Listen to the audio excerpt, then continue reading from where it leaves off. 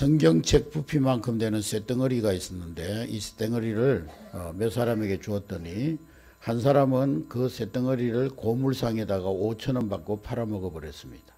그런가 하면 한 사람은 이제 대장간에 가서 그것을 말 뒤꿈치에 박는 말 편자를 만들어서 35,000원에 팔았다고 합니다. 그런가 하면 또 어떤 사람은 그 쇳덩어리를 갈고 갈아서 침을 만들어 바늘을 만들어 가지고 45만 원이라는 돈을 받고 팔았다고 합니다. 그런가 하면 또 어떤 사람은 수술용 칼을 만들어 가지고 한 몇백만 원 받고 그 칼을 팔았다고 합니다. 그런가 하면 또 어떤 사람은 그것을 잘 다듬고 정교하게 만들어서 이제 아주 정밀 기계에 들어가는 고급 부품을 만들어 가지고 매덕에 팔아서 부자가 되었다고 합니다. 2022년 똑같은 한 해 1년 365일을 하나님께서 우리에게 주셨지만은 어떤 사람은 고물상에 팔아먹는 사람이 있는가 하면 어떤 사람은 그것을 잘 갈고 닦아서 정말 하나님 앞에 값진 그러한 시간, 값진 세월로 만들어가는 그런 분들도 있을 줄로 믿습니다. 이제 새해 하나님 앞에 여러분들이 어떻게 사느냐, 무엇으로 사느냐가 너무도 중요한 것입니다. 2022년 한 해에 정말 하나님 앞에서 값진 시간들을 많이 구속하는 그런 복된 한 해가 될 수 있기를 주의 이름으로 축복합니다. 여러분들이 2022년을 하나님의 사람, 축복의 사람, 또 복덩어리로 다른 사람들에게도 복을 나누어 줄 수 있을 만큼 하나님의 놀라운 복을 받아서 다른 사람들에게 생명과 축복을 나누어주는 복덩어리로 살 수도 있고 마귀의 앞잡이가 되어서 다른 사람들의 마음을 상처를 주고 아프게 하고 분열과 다툼을 일으키고 또 사람들을 이간질하고 또 다른 사람들에게 여러 가지 물질적인 경제적인 정신적인 피해를 입히는 그런 삶을 살 수도 있는 것입니다. 2022년 바라기는 우리 한내교에 속한 모든 성도들이 축복의 통로가 되고 복덩어리가 되고 하나님이 복 주시는 그러한 정말 2022년이 여러분 생애에 있어서 가장 지금까지 살아온 어떤 시간보다도 복된 한 해가 될 수 있기를 주님의 이름으로 축복합니다. 저는 우리 한내교회 성도들이 2022년 승리하는 풍성한 한 해가 될 수 있도록 하기 위해서 이 목회의 방향을 기본으로 돌아가자 하는 것으로 삼았습니다. 물론 우리 한내교회의 영원한 목표는 제자가 되고 제자를 세우는 것이 우리 한내교회의 영원한 목표입니다.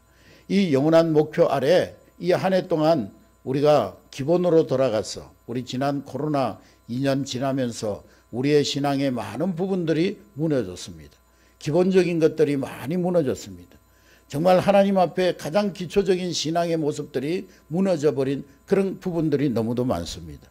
그래서 이 한 해 동안에 2022년 한 해 동안에 예배와 설교와 행사와 모든 목회 방향을 기본을 다시 세우는 데 초점을 맞추어서 나아갈 것입니다. 여러분 신앙생활에 있어서 기본이 무엇일까요? 그것은 바로 오늘 설교 제목인 말씀과 기도인 것입니다. 한번 따라하겠습니다. 신앙생활의 기본은 말씀과 기도이다. 할렐루야. 여러분 우리가 사는 데 있어서 일상적인 육체의 삶을 건강하게 사는 데 있어서 가장 기본적인 것은 호흡을 해야 돼요. 그리고 먹어야 돼요. 호흡과 양식, 이것은 우리 인생에 있어서 가장 중요한 기본적인 요소입니다. 여러분 밥은 한 40일 안 먹어도 살 수 있지만은 호흡은 3분만 안 해도 뇌사 상태가 되고 결국에는 생명을 잃어버리게 됩니다. 그리고 사람이 양식을 먹지 않으면 결국에는 생명과 건강을 잃어버리게 되는 것입니다. 마찬가지로 우리 신앙생활에 있어서 우리가 건강한 신앙, 생명력 있는 신앙생활을 하려면 영혼의 호흡과 같은 기도가 살아있어야 되고 영혼의 양식, 하나님의 말씀을 풍성하게 먹어야 하는 것입니다. 신앙생활의 영적 생명과 건강을 위해서 말씀과 기도는 아주 기본적인 것입니다. 2022년 한 해 동안 우리 한내교회 모든 성도들이 기도의 전문가가 되고 말씀의 전문가가 되도록 훈련하고 모든 목회의 방향과 또 훈련의 방향이 바로 이 기본을 세우는데 세워질 것으로 믿습니다. 여러분의 일상적인 삶의 기본도 말씀과 기도가 기본이 되어야 하는 것입니다. 여러분들의 신앙생활의 기본도 말씀과 기도가 되어야 하는 것입니다. 우리 한례교회의 기본도 말씀과 기도로부터 출발해야 하는 것입니다. 우리가 세상에서 승리하기 위해서도 말씀과 기도로 무장해야 하는 것입니다. 할렐루야. 교회가 신령과 진정으로 드리는 예배를 드리기 위해서도 성도들이 말씀과 기도가 기초되어져야 하는 것입니다. 교회의 사랑의 교제가 풍성해지기 위해서도 말씀과 기도가 살아있어야 합니다. 말씀과 기도가 살아있지 않는 성도들의 교제는 교제가 아니라 사교에 빠질 수가 있습니다. 또한 교회가 선교하고 전도를 잘 하려면 말씀과 기도가 살아있어야 하는 것입니다. 교회가 참된 부흥을 경험하려면 말씀과 기도가 살아있어야 하는 것입니다. 그리고 말씀에 우리의 삶의 뿌리를 내려야 하는 것입니다. 할렐루야. 여러분, 기독교 신앙은 성경을 그 근원으로 삼고 있습니다. 그런데 어떤 사람들은 성경을 하나의 어떤 신화적인 전설적인 이야기로 받아들이는 그런 분들이 있어요. 어느 신학교에서 한 고고학자가 신학교 강의 시간에 학생들에게 영상을 보여주면서 자기가 지금까지 고고학적으로 지질학적으로 역사적으로 성경을 어떤 신화나 어떤 전설이 아니라 정말 역사적인 사실을 기록한 책이라는 것을 여러 가지 고고학적인 유적을 학생들에게 보여주면서 학생들에게 설명하니까 한 학생이 일어나더니만 그러는 거예요. 교수님, 우리는 그런 발굴을 하지 않아도 성경은 다 사실이고 성경은 하나님의 말씀이라고 우리가 굳게 믿고 있는데 왜 그렇게 교수님은 돈 들이고 개고생하면서 그렇게 애를 쓰느냐고 그렇게 반문을 했다는 것입니다. 고고학자들은 계속 고고학적으로 지질학적으로 역사적으로 창조과학적으로 자료를 찾아내고 성경의 많은 기록들이 결코 허구가 아니라는 것을 증명하려고 합니다. 그러나 여러분, 우리는 그런 증거들이 하나도 없다 할지라도 우리는 성경을 하나님의 말씀으로 믿는 것입니다. 천국을 확신하고 지옥을 우리는 믿는 것입니다. 여러분, 2022년도에는 성경이 가르치는 구원의 진리, 축복의 원리들을 더 깊이 배우고 그리고 그 삶의 그 말씀들을 삶에 적용함으로 하나님 말씀에 기록된 모든 구원의 축복, 생명의 축복, 또 풍성한 은혜의 복을 받아 누리는 여러분 될 수 있기를 주의 이름으로 축복합니다. 여러분, 시편 1편에 누가 어떤 사람이 복 있는 사람이라고 했습니까? 시편 1편 2절 말씀해 보니까 시편 1편 2절 말씀 우리 다 같이 읽겠습니다. 시작. 오직 여호와의 율법을 즐거워하여 그의 율법을 주야로 묵상하는도다. 1절부터 읽겠습니다. 1절. 시편 1편 1절부터 2절.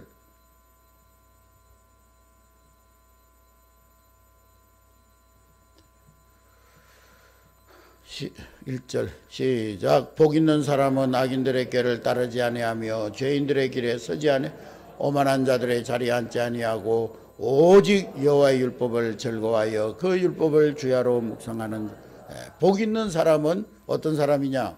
오직 하나님의 말씀을 주야로 묵상하는 사람, 그 사람이 복이 있는 사람이라는 것입니다. 할렐루야. 하나님의 말씀을 마음에 깊이 새기고 진지하게 담는 사람, 물가에 심긴 나무처럼 시절을 쫓아 열매를 맺고 잎사귀가 마르지 아니한다는 것입니다. 우리 한례교회 모든 성도들은 그러한 성도들이 될 수 있기를 주의 이름으로 축복합니다. 새해에는 내가 성경을 부지런히 읽고 배우고 묵상하고 암송하리라 결단하는 이 아침이 될 수 있기를 주의 이름으로 축복합니다. 그런데 시편 1편을 읽으면 우리가 복 있는 사람이라는 대목이 눈에 들어와 가지고 복 있는 사람은 악인의 꾀, 죄인의 길, 오만한 자의 자리에 앉지 아니하는구나, 따르지 아니하는구나, 그렇게 시선이 고정되는데, 그런데 시편을 계속 우리가 읽다가 보면은 시편의 주제가 하나님의 말씀, 하나님의 율법, 하나님의 말씀인 성경의 그 주제의 중심이 있다는 것을 알 수가 있습니다. 하나님의 말씀이 마치 샘물 같아서 이 말씀을 심령에 충만하게 하면은 여러분들의 삶의 나무들이 튼실하게 잘 자라서 많은 열매, 아름다운 열매, 풍성한 열매를 맺게 된다는 것입니다. 반대로 이 말씀을 무시하고 그저 세상적인 가치관을 따라가고 세상 사람들이 사는 방식대로 살고 하나님 말씀과는 전혀 반대 방향으로 세상적인 방식을 따라서 세상의 가치관을 따라가는 것은 뭐와 같다고 그러냐면은 바람에 나는 겨와 같다 그랬어요. 바람에 나는 겨. 따라했습니다. 바람에 나는 겨. 바람에 나는 겨는 뭐예요? 추수할 때 추수해가지고 타작을 해가지고 한쪽에서 막 바람을 돌리면은 껍데기는 다 날아가고 알곡만 주인의 앞에 떨어집니다. 하나님 말씀을 묵상하지 않는 자는 그와 같다는 거예요.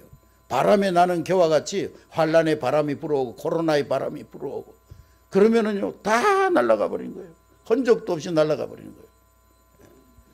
여러분 성도들에게는 하나님의 은혜가 오는 통로는 여러 가지가 있겠지만은 하나님의 말씀과 기도와 성김과 이 네 가지 찬송과 성김 이 네 가지가 가장 중요하고 확실한 통로입니다. 이 네 가지 중에 우선순위를 매기는 것은 의미가 없습니다. 다 중요해요. 성경 말씀, 기도, 찬송, 봉사가 충만하게 되면 은혜와 성령이 충만하게 은혜와 성령이 충만하면 권능과 지혜로 충만해지고 권능과 지혜가 충만하면 하나님의 사랑의 역사가 기적의 역사가 풍성하게 일어나게 될 줄로 믿습니다. 그러니까 말씀 충만은 성도 신앙생활의 필수 과목입니다. 이것이 없이도 신앙생활 할 수가 없는 거예요. 이거 없어도 신앙생활 할 수 있다. 그것은 잘못된 말이에요. 이것이 없이는 신앙생활 할 수가 없는 거예요. 여러분 호흡과 양식이 없이 어떻게 우리의 삶이 영이 될 수가 있습니까? 마찬가지로 말씀과 기도가 없는 사람 신앙생활 될 수가 없는 거예요. 여러분 말씀으로 충만하는 말의 반대말이 무엇입니까?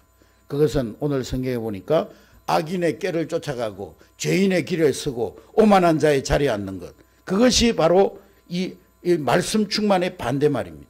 저주받는 길, 하나님이 약속하신 모든 복을 세상에 빼앗기고 마귀에게 빼앗기는 길이 뭐냐? 세상 따라가는 거예요. 세상 사람들이 사는 방식대로 살아가는 거예요. 세상의 꾀를 쫓아가는 거예요. 세상의 꾀를 쫓아가다가 죄인의 길에 서는 것입니다. 그러다가 오만한 자가 되는 거예요. 하나님 말씀 무시하고 말씀이 밥 먹여주냐 뭐 예배가 나한테 예배 드리면 뭐 돈을 주냐 밥을 주냐 이러면서 교만한 자가 되는 것입니다. 여러분 새해에는 복 있는 성도들이 될 수 있기를 주의 이름으로 축복합니다. 그러기 위해서 먼저 마음으로부터 하나님의 말씀을 좋아하시기 바랍니다. 부지런히 하나님 말씀을 읽고 묵상하고 배우고 암송하는 여러분 될 수 있기를 주의 이름으로 축복합니다. 그렇게 해서 내 심령을 말씀 체질로 바꿔야 되는 거예요. 아멘.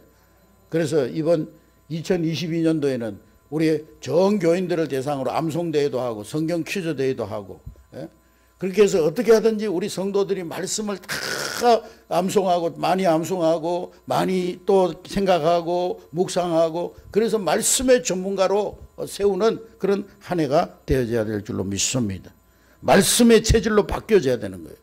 사람은 본래 하나님의 영, 하나님께서 인간을 흙으로 만드시고 코에 생기를 불어넣으니까 하나님의 영을 불어넣어서 만든 존재이기 때문에 하나님 말씀이 아닌 다른 세상의 꾀를 쫓아가면 마치 몸에 맞지 않는 음식을 자꾸 먹어가지고 당뇨병 환자가 매일 그냥 사이다 마시고 콜라 마시고 저도 그렇게 합니다만은 매일 그렇게 해보세요. 맨날 사이다 마시고 콜라 마시고 주스 마시고 막 사탕 먹고 막 해봐요. 몸이 망가지잖아요. 결국에는 그 오래 하다 보면 몸이 망가져요. 이 몸에 맞지 않는 음식을 자꾸 먹으면 몸에 병이 생기는 것 같은 그런 현상이 말씀 따라가지 아니하고 세상 따라가면 그런 현상이 일어나는 거예요. 여러분 삶에 자꾸 문제가 일어나고 뭔가 여러분 가정에 문제가 일어나는 것은 하나님의 성도는 하나님 말씀 따라가야 되는데 세상의 꾀를 쫓고 죄인의 길에 서고 하나님 말씀 반대 방향으로 가기 때문에 문제가 일어나는 것입니다. 여러분 세상이 볼 때는 우리가 말씀 따라 사는 것이 거꾸로 가는 것 같고 하나님 말씀을 즐거워하면서 사는 사람 세상은 성도들을 향해서 어리석다고 하고 야 저것들은 주일날 일요일날 모처럼 공휴일인데 놀러가지 가족들하고 가족여행 가지 뭘 저렇게 코리타분하게 가가지고 예배 가가지고 저렇게 시간 낭비하고 있느냐고 교회가 밥 먹여주냐고 진짜 그런 사람이 있더라고. 밥 먹여주냐고 그러면서. 밥 먹여주지 안 먹여줘요? 교회가 뭐 돈을 주냐 밥을 주냐. 왜 바보같이 주일날 그렇게 놀러나 다니지 그렇게 주일날 코리타분하게 교회 가서 아침부터 그러고 있냐.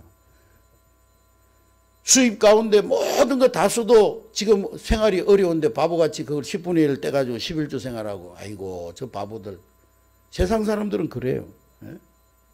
세상 사람들은 하나님 말씀 따라가는 사람들 어리석다고 조롱합니다. 그러나 그 결과는 정반대의 결과가 나오는 것입니다. 잠언서 14장 12절에 보면 어떤 길은 사람의 보기에 바르나 필경은 사망의 길이라는, 사망의 길, 망하는 길이라는 거예요. 말씀 떠나 악인의 꾀를 쫓고 죄인의 길에 서고 오만한 자의 자리에 앉는 것, 그것은 결국에는 사망의 길이라는 거예요. 사람들 볼 때는 똑똑해 보이고 뭐 현명해 보이는 것 같지만 아이고 참 저 사람 처세술이 좋다고 그렇게 보이지만 결국에는 망하는 길이라는 거예요. 예수님은 요한복음 10장 27절에 내 백성은, 내 양은 내 음성을 듣는다 그랬어요. 목자 되신 예수님께서 내 양들은 내 음성을 듣는다 그랬어요. 여러분 누구의 음성을 더 여러분 귀담아 듣습니까? 세상 소리, 세상 여론, 세상 사람들이 하는 그런 말들에 더 귀를 기울입니까? 우리의 목자 되신 예수님의 말씀에 더 귀를 기울이고 살아가십니까? 여러분 하나님 말씀이 말씀대로 사는 것이 때로는 재미없어 보이고 코리타분해 보이고 힘들어 보일 수도 있어요. 그러나 마태복음 7장 13절부터 15절에 보면은 좁은 길로 들어가라. 멸망으로 인도하는 문은 크고 그 길이 넓어 그리로 가는 사람이 많다. 뭐 세상 사람들 자기 마음대로 살고 자기 정욕대로 살고 자기의 어떤 육체적인 쾌락을 쫓아 사는 것 너무 즐겁고 좋고 그래서 많은 사람들이 그리로 가죠. 그러나 생명으로 인도하는 문은 좁고 길이 협착하여 찾는 자가 적음이니라. 말씀대로 사는 길은 때로는 힘들고 어렵고 때로는 포기할 것도 많고 희생할 것도 많고 버릴 것도 많지만 그러나 그것이 바로 생명의 길로 가는 길이요 복받는 길로 가는 길이요 잘 되는 길로 가는 길이라는 거예요. 할렐루야. 여러분 시편 1편이 말하는 대로 하나님의 율법을 즐거워하는 여러분 될 수 있기를 주의 이름으로 축복합니다. 할렐루야. 여호와의 율법을 즐거워하는 사람은 어떻게 합니까? 여호와의 율법을 즐거워하는 사람은 그것을 주야로 묵상한다 그랬습니다. 따라하겠습니다. 여호와의 율법을 즐거워하여 주야로 묵상하자. 할렐루야. 주야라는 말은요 늘 항상 언제나 쉬지 않고 그런 뜻이 있습니다. 여러분 호흡을 우리는 항상 쉬지 않고 언제나 밤낮으로 쉬지 않고 그렇게 호흡하는 것처럼 하나님 말씀 묵상하는 깊이 새기고 또 그 말씀을 실천하도록 순종하도록 힘쓰고 그래서 소는요 3번 소화한대요. 3번. 한 번 먹어가지고 1차 위에다가 보관해놨다가 그걸 다시 끌어올려가지고 대세겜질을 해요. 그래가지고 그 남아있던 영양분을 다 빨아들이고 2차 위로 보낸대요. 영양분들을. 그랬다가 또 조금 있다가 또 그걸 끌어올려가지고 또 한 번 씹어가지고 3차 위로 보낸다는 거예요. 그래서 모든 영양분을 다 빨아들여가지고 소화시켜가지고 나중에 배설을 한다는 거예요. 그러니까 소가 그냥 동물들 중에 덩치가 크잖아요. 막 살이 튼실하고. 우리 하나님 말씀을 그렇게 해야 되는 거예요. 주야로 묵상해야 되는 거예요. 설교 듣고 교회 문 열고 나가는 그 순간에 다 잃어버리고 한 귀로 듣고 한 귀로 흘러버리고 여자들은 2귀로 듣고 이를 다 흘러버리고 그러지 말고 하나님 말씀 들을 때 그 말씀을 마음에 깊이 새기고 또 머리가 안 되시는 분들은 또 이렇게 메모도 해놓고 그래서 그 기도 제목을 정해놓고 한 주간 동안 그 말씀 붙들고 기도하는 거예요. 제가 언젠가 한번 어떤 집사님한테 물어봤어요. 집사님 지난주에 설교 말씀 제목이 뭡니까? 대답을 못하더라고요. 그럼 내가 넥타이 무슨 색깔 했습니까? 빨간색 했죠. 그러더라고요. 목사님 넥타이 색깔은 기억하면서 설교 제목은 기억도 못하는 거예요. 여러분 넥타이 색깔 뭐 이런 거 기억할 필요 없어요. 또 어떤 분은 오늘 목사님 오늘이 얼굴이 하얗네요 그러더라고. 그런 거 볼 필요 없어요. 하얗든지 까맣든지 하나님 말씀을 잘 듣고 그 말씀 잘 기억하고 잘 기록해놨다가 내가 한 주간 동안 하나님 말씀 따라 어떻게 살아갈까 그 말씀 쫓아서 살아가는 그런 삶에 풍성한 열매가 맺는 거예요. 아멘. 그러지 않고 매 기도할 때마다 주일날 대표기도 할 때마다 하나님 지난 한 주간 말씀대로 살지 못한 것 용서하여 주시옵소서. 그럼 다음 주에는 말씀대로 살고 와야지. 그 다음 주에 기도하면 또 똑같은 기도예요. 한 주간 말씀대로 순종하지 못한 거 용서. 그거 자랑하려고 기도합니까 여러분? 좀 기도할 때 하나님 지난 한 주간 부족하지만 하나님 말씀대로 살려고 힘쓰고 애쓰는 가운데 하나님 말씀이 내 삶에 성취되게 하시니 감사합니다. 좀 그런 기도를 해야지. 맨 하나님 말씀대로 불순종하고 죄짓고 왔습니다. 아이고 지겨워 하나님도. 여러분 자녀들도 맨날 여러분 앞에 와가지고 이것 잘못했어요. 저것 잘못했어요. 맨날 잘못했다는 소리만 하면 여러분 듣기 좋습니까? 하나님 말씀을 주야로 늘 항상 쉬지 않고 묵상함으로 말씀을 되새김질해서 하나님 말씀에 생겼대 심겨져서 푸른 초장 실만한 물가에서 늘 살아감으로 하나님의 풍성한 열매 맺는 여러분 될 수 있기를 주의 이름으로 축복합니다. 우리가 말씀 많이 아는 게 중요한 게 아니에요. 많이 암송하는 것 그것이 자체가 중요한 게 아니에요. 그 말씀대로 순종하며 실천하며 살기 위해서 말씀을 배우고 암송하고 읽는 거예요. 할렐루야. 성경 천독 만독 백독 하면 뭐예요? 말씀대로 살지 않으면 아무 소용없는 것이지. 어떤 교회 목사님이 새로 부임해가지고 와가지고 주일날 설교, 주일 밤 설교, 수요일 설교 본문 내용이 똑같은 거예요. 그러니까 어떤 장로님이 와가지고 목사님한테 따졌어요. 아니 목사님 우리 성도들을 무시하는 겁니까? 똑같은 설교를 주일날 낮에도 하고 밤에도 하고 수요일날도 하고 이게 뭡니까? 좀 다른 설교를 해야 되지 않겠습니까? 왜 목사님은 같은 설교를 자꾸 반복합니까? 그러니까 목사님이 그랬다는 거예요. 장로님 성도들이 첫 시간 말씀대로 순종하고 있다면은 내가 다른 말씀을 전하겠지요. 그런데 성도들은 첫 시간 말씀 전혀 순종하지 않고 있는데 나는 그 말씀에 성도들이 순종할 때까지 같은 설교를 할 수밖에 없습니다. 그러니 같은 말을 반복할 수밖에 없습니다. 또 어떤 교회는 찾아가가지고 목사님한테 아주 비밀 얘기도 하는 거 귀에다 대고 막 그냥 그런 거예요. 목사님 오늘 한 설교 있잖아요. 어디서 많이 들은 것 같다 해서 생각이 들어가지고 제가 목사님 설교를 매주 요약하는데 컴퓨터에 뒤져보니까 옛날 4년 전에 했던 설교 재탕했더구만요. 그 내가 목사님 무안할까 봐 말을 안 하려고 하다가 그냥 참고하시라고 조용히 말씀드린다. 그때 목사님이 심각한 태도로 집사님께서 4년 전에 내가 했던 설교를 이렇게 기억해 주시니 고맙습니다. 그러나 집사님은 그렇게 기억해내고 애써 찾은 그 설교 말씀에 왜 순종하지 않습니까? 기억만 하고 왜 순종은 하지 않습니까? 여러분 성경 예레미야 42장에도 비슷한 얘기가 있어요. 나라가 지금 망하게 되니까 백성들이 와가지고 예레미야 선지자한테 아이고 선지자님 우리에게 어떻게 말씀하시던 좋든 싫든 선지자님이 시키는 대로 우리가 순종할 테니까 제발 하나님 앞에 기도해가지고 우리 사는 길이 뭔지 좀 사는 길을 가르쳐 달라고 그렇게 막 쫄라가지고 예레미야 선지자가 기도하고 하나님 말씀을 받아가지고 백성들에게 전했어요. 여러분 우리가 지금 포로로 끌려와가지고 이 고통을 당하고 있는 것은 하나님 앞에 우상 숭배하고 하나님 말씀대로 순종하지 않고 거역하며 살았기 때문입니다.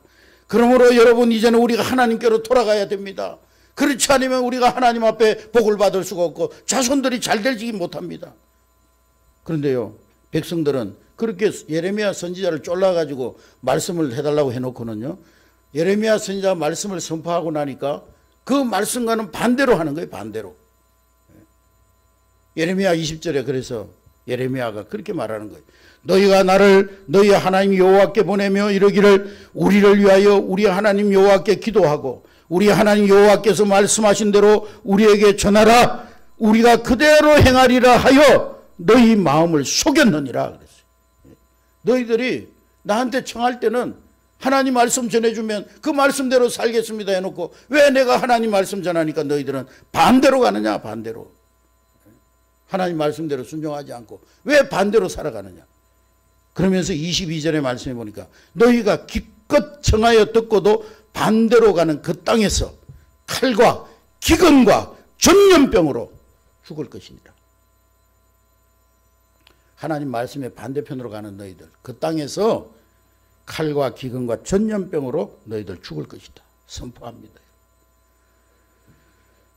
여러분 2022년 한 해 하나님 말씀을 부지런히 읽고 묵상하고 공부하고 암송하고 그리고 그 말씀대로 순종하며 사는 복된 한 해가 될 수 있기를 주의 이름으로 축복합니다. 그래서 삶에 풍성한 열매 맺는 여러분 될 수 있기를 주의 이름으로 축복합니다. 오늘 본문 말씀에 하나님의 말씀과 기도로 거룩하여진다. 말씀을 내 안에 가득 채우면 거룩하게 우리의 삶이 변화되어집니다. 그러므로 다윗처럼 다니엘처럼 말씀과 기도에 충실할 것을 작정하는 이 아침이 될 수 있기를 주의 이름으로 축복합니다. 남태평양에 보면은 타히티라는 섬이 있어요. 세계에서 가장 아름다운 낙원이라 불리는 그 타히티라는 나라에 핏케인이라는 섬이 있습니다. 핏케인. 근데 이 섬은요, 본래 프랑스가 이제 점령해가지고 프랑스 식민지였어요. 그래서 프랑스에서 정치범들, 흉악범들 이런 사람들을 유배 보내는 섬이었어요. 그래서 흉악범들이 모여 살다 보니까 거기에는 도덕 윤리도 없고 막 그냥 폭행과 도둑질과 막 음란과 이런 것들이 그 섬에 가득 있었습니다. 가득했어요. 이 섬에는 깡패 막 이런 사람들 막 흉악범들 이런 사람들이 막 가득 찬 그런 섬이었어요. 그런데 언제부턴가 갑자기 그 섬이 깡패들이 사라지고 술도 없어지고 섬 사람들은 부지런해지고 성실한 모습으로 관광객들을 감동시키는 그런 이 지상 낙원이 되어졌습니다. 어떻게 됐느냐 하면은 1800년까지는 이 섬은 도둑과 이 도둑놈, 강도, 뭐 이런 폭행자 이런 것들로 가득 찬 절망과 마약과 술이 가득한 땅이었습니다. 그런데 그곳에요, 이 6명이 흉악범들이 거기에 이제 유배를 왔는데 5명은 방탕하게 살면서 막 죄를 짓고 살고 막 싸우고 그러다가 5명은 다 죽어버렸어요. 1명이 남았는데 이 1명도 이제는 자기의 삶을 포기하고 자살하려고 자기의 삶을 정리하면서 자기 가방을 뒤지다가 그 가방 안에서 성경이 있는 것을 발견했어요. 그래서 야, 내가 죽기 전에 이 책 한번 읽고 죽자. 이제 죽기 전에 내가 이 책이나 한번 읽고 죽자. 그러면서 성경을 읽기 시작하는데 성경을 읽다가 예수님 만난 거예요. 성경을 읽다가 회개한 거예요. 그는 성경을 읽다가 받은 은혜를 어찌할 수 없어서 거기에 유배되어 온 많은 사람들에게 성경을 가르치고 그리고 하나님 앞에 예배하는 법을 가르치고 그렇게 해서 복음을 전했던 거예요. 그 후로 불과 10년 후인 1810년도에는 그 섬 사람들이 다 말씀으로 변화되어 가지고 도둑도 없어지고 싸움도 없어지고 감옥도 없어지는 그런 지상 낙원의 섬으로 변화되었다는 것입니다. 할렐루야. 그래서 주일날이 되면 온 섬 주민들이 다 교회 나와가지고 예배드리는 천국으로 변했다는 거예요. 여러분 2022년 한 해 동안 말씀 잘 배우고 잘 받는 여러분 될 수 있기를 주의 이름으로 축복합니다. 그러면 여러분의 삶은 모든 아름다움으로 넘치게 될 것이고 어둠이 물러가게 될 것이고 여호와의 율법을 즐거워하여 주야로 묵상하는 자에게 주시는 놀라운 은혜와 복이 넘치게 될 줄로 믿으시기를 주의 이름으로 축복합니다. 하나님의 율법을 즐거워하여 묵상하면 어떤 복을 주시느냐 하면 3절에 보면은 시편 1편 3절 시편 1편 3절 다 같이 읽습니다.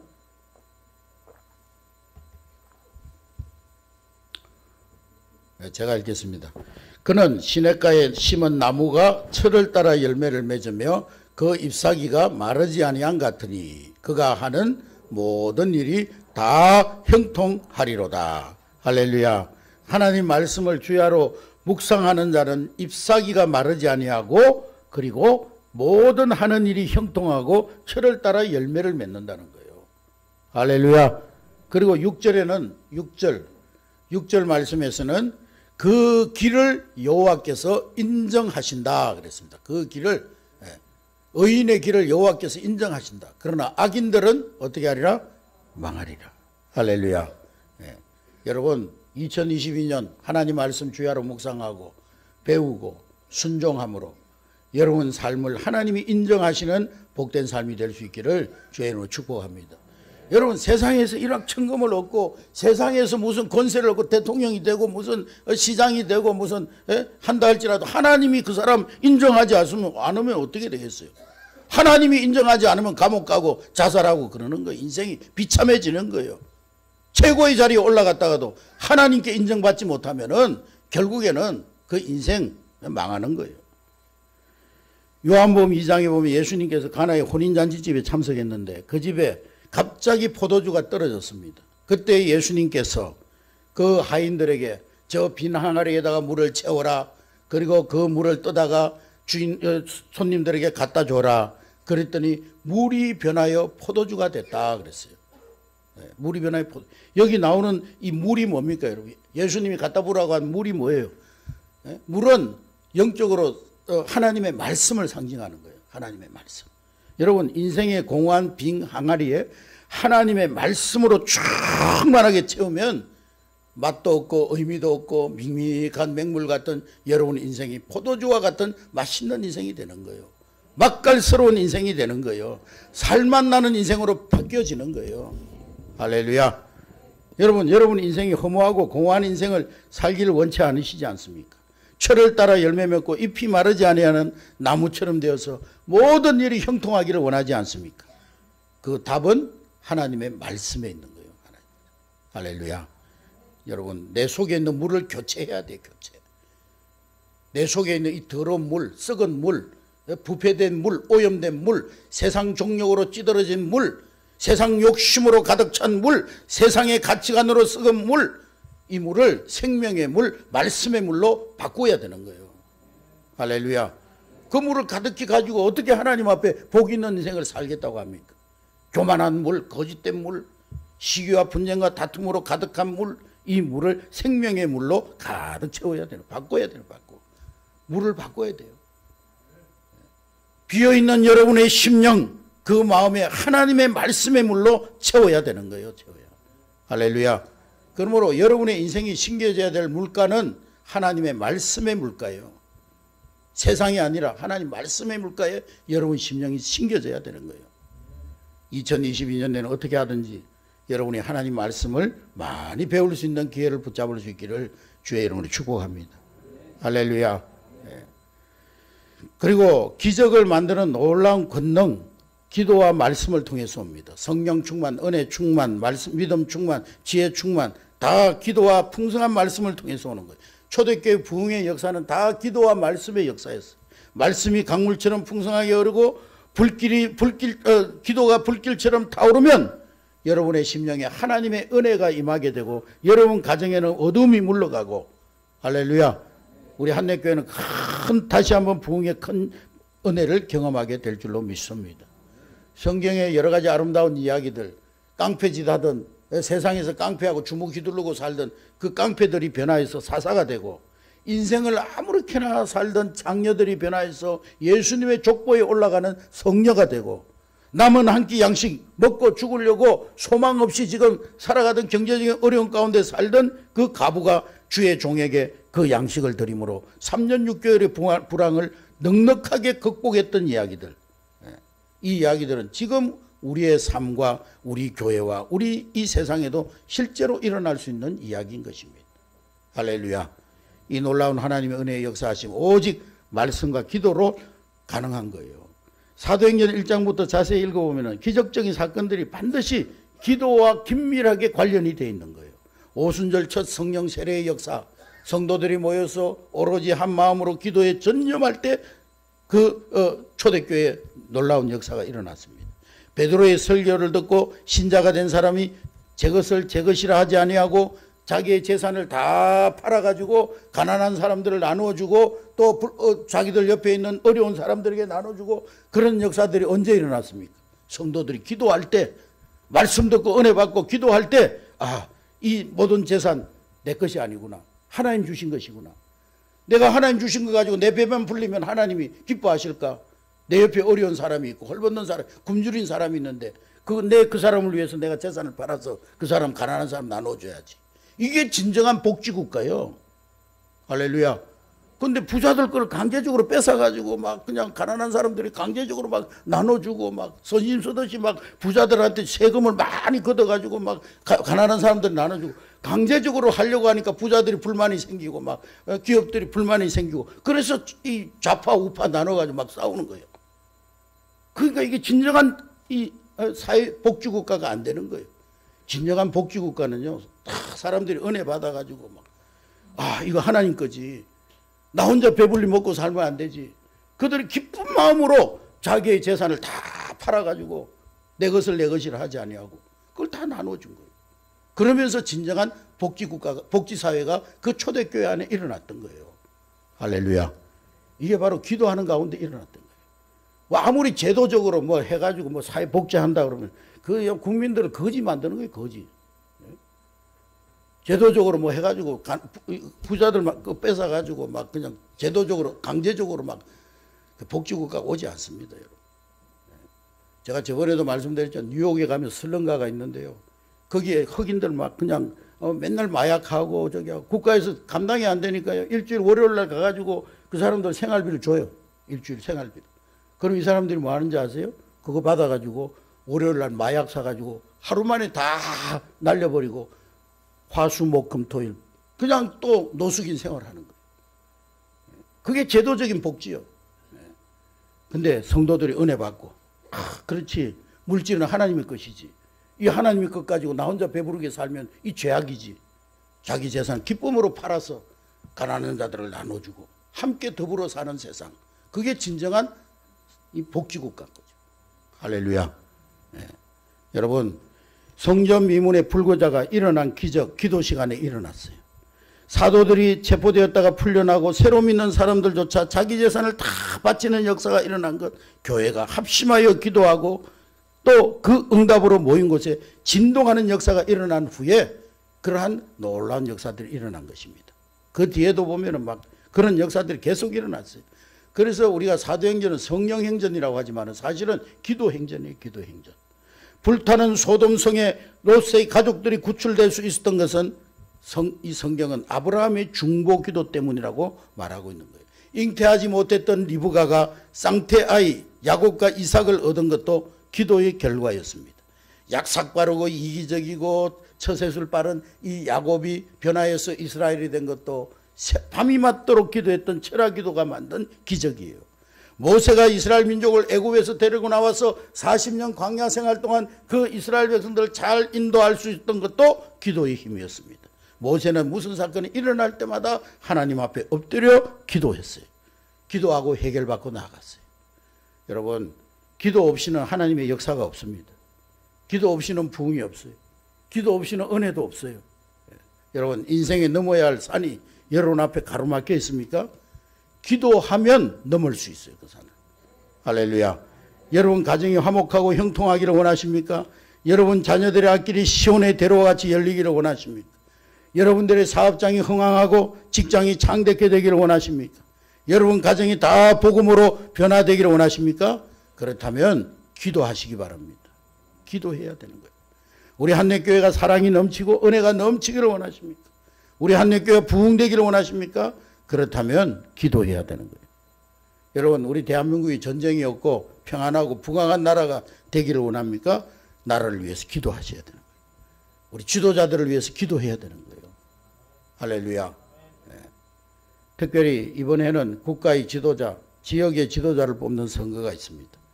하나님 보시기에 합당한 지도자가 세워지도록 우리는 기도해야 되는 거예요. 그런데 보니까 없는 것 같아 별로. 없으면 참모들이라도 좋은 참모들이 좋은 참모들이 세워지면은요, 뭐, 우리 윤석열 씨가 뭐 전두환 대통령 어떻게 했다가 욕 많이 먹었습니다만은 사실 전두환 대통령 때 뭐 많은 사람 죽이고 나쁜 짓 많이 했지만 경제는 그래도 살렸거든요. 그게 뭐냐면 이 참모들을 잘 둔 거예요, 참모들을. 예? 그게 뭐 잘했다는 얘기가 아니고 하여간 참모들을 잘 둔 거예요. 그러니까 지도자가 최고 지도자가 좀 부족해도 참모들이 좋은 사람들이 세워지도록 우리는 기도해야 되는 거예요. 기도. 할렐루야. 모든 신앙 위인들의 공통점은 바로 위대한 기도의 사람들이었습니다. 주기철 목사님 일제 신사참배 강요에 한거에서 모진 고문을 극복하고 승리한 순교자인데 이분의 일기를 보면 이분도 갈등이 많았어요. 나도 따뜻한 방 안에서 따뜻한 숭늉 한 사발 마시고 싶어 했던 평범한 그런 분이었어요. 그리고 이분이 내가 혹시라도 육체적인 고통을 감당하지 못하고 일본 순사들의 고문에 감당하지 못해서 내가 순교를 감당치 못할까 봐 안절부절했던 급정이었습니다. 그런데 그분이 그 위대한 우리 민족의 영적인 지도자가 되고 위대한 순교자가 될 수 있었던 것은 위대하고 강하신 하나님께 간절히 기도했기 때문인 것입니다. 할렐루야. 여러분 1865년도에 늘 이 조선 땅 선교를 위해서 꿈꾸었던 토마스 선교사님이 제너럴 셔먼호를 타고 이 대동강변에 왔습니다. 그때 이 대원군이 그냥 쇄국 정책을 하면서 막 포격을 쏴가지고 제너럴 셔먼호가 침몰돼 버렸어요. 그러면서 이 토마스 선교사님은 붙잡혀 내려와가지고 그 대동강변에서 목배임을 당하는데 순교를 하는데 이 선교사님이 성경책을 갖다가 대동강물에다가 던지고 그 모래사장에다 던지면서 순교하는 그 순간에 하나님 앞에 기도한 거예요. 하나님, 저는 목배임 당하여 순교하지만은 하나님, 이 대동강물을 이 강물 안에 강물을 마시는 자마다 강물 안에 있는 하나님의 말씀이 저들 속에 역사하여 주시옵소서. 이 조선이 복음화되게 하여 주시옵소서. 그렇게 기도하고 그분은 장렬히 순교했습니다. 그런데요, 이 토마스 선교사님이 던진 성경을 주워간 관리가 있었는데 그때 당시에 관리가 그 사람이 집에 가가지고 무슨 책인가 그 성경을 읽었다는 거예요. 그러다가 이분이 예수 믿는 크리스찬이 되었다는 거예요. 할렐루야. 그래서 우리 조선 땅에 복음이 씨앗이 뿌려지는 그런 계기가 되어졌다는 거예요. 여러분, 사람은 죽어도 기도는 죽지 않습니다. 따라하겠습니다. 사람은 죽어도 간절한 기도는 죽지 않는다. 여러분, 기도하시되 간절히 기도하시기 바랍니다. 여러분 자녀들을 위해서 간절히 기도하시기 바랍니다. 우리 어머니 돌아가신 지 30년이 됐지만 아직도 저는 어머님의 기도 덕분에 산다고 생각하고 있어요. 어머님의 그 기도의 분량이 제가 지금 살아가는 그 여정 속에 아직도 영향을 미치고 있다고 생각해요. 여러분, 사과가 떨어지는 것을 보고 존 뉴턴은 만류 인력의 법칙을 발견했습니다. 그러니까 질량을 가진 물건은 서로 끌어당기는 힘이 있다, 인력이 있다는 거예요. 그러니까 영적 질량을 가진 우리 성도들에게는 영적 인력이 있어요. 그것은 하늘의 것을 땅의 것으로 끌어내리는 인력입니다. 성도들에게는 하늘의 보물 창고를 열고 그 보물이 쏟아져 내리게 하는 인력이 있는 거예요. 마태복음 16장 18절 19절에 보니까 네가 땅에서 매이면 하늘에서도 매이고 네가 땅에서 풀면 하늘에서도 풀리리라. 할렐루야. 우리가 땅에서 기도하여 묶인 것을 풀면 하늘에서도 풀리는 역사가 일어나게 될 줄로 믿습니다. 우리가 하나님이 우리에게 주신 기도라는 천국 열쇠로 땅에 매인 것을 풀면 하늘의 창고가 열려져서 응답의 축복이 우리에게 쏟아지게 되는 거예요. 2022년 새해 여러분 모두가 이 간절한 기도의 능력을 발견하시는 복이 있기를 주의 이름으로 축복합니다. 여러분 자녀들 공부 잘하고 머리가 되고 어디를 가든지 정말 하나님을 자랑하는 간증의 주인공이 되기를 원하시죠, 여러분? 예? 자녀들을 위해서 기도는 하지 않으면서 자녀들에게 뭐 공부해라 그러면 입만 아프고 속만 상한 거예요. 속. 그냥 말하면 잔소리가 되지만은 기도하면서 말하면 기적이 일어나는 거예요. 기도는 안 하고 왜 그냥 공부해라 뭐 게임하지 마라. 그건 잔소리. 기도하면서 말하면 그것은 기적이 일어나는 거예요. 기도하지 않고 신앙생활 하려고 하니까 주일 지키는 것이 힘들고 부담되고 온전한 11조 생활 그거 하나도 부담이 되고 기쁘지 않는 거예요. 기도하지 않으면 세상에서 정말 재미없고 힘든 것이 신앙생활, 교회생활입니다. 성도가 기도하지 않으면 사역하는 일이 즐겁지 않고 너무나 힘들기만 한 거예요. 근데 기도 응답받고 한번 신앙생활 해봐요. 얼마나 즐겁고 감사하고 기쁜 게 세상 그 무엇보다도 기쁜 것이 신앙생활이지. 지난해 우리 특별기도회 심야기도를 통해서 우리가 중보하며 기도했던 많은 기도의 제목들이 응답받았습니다. 할렐루야. 우리는 기도를 통해 살아계신 하나님 실제로 체험했어요. 뭐 기도 안 하는 분들은 저게 무슨 말인가, 목사님이 지금 뭔 말 하는가 모르지만 기도하신 분들은 기도의 능력을 알 것입니다. 여러분 탄식할 시간에 기도하시기 바랍니다. 염려할 시간에 기도하시기 바랍니다. 고민되고 걱정되는 일이 있으면 그것을 기도의 제목으로 삼고 기도하시는 여러분 될 수 있기를 주의 이름으로 축복합니다. 간절한 기도는 꿈꾸는 것 같은 기적을 만들어내는 거예요.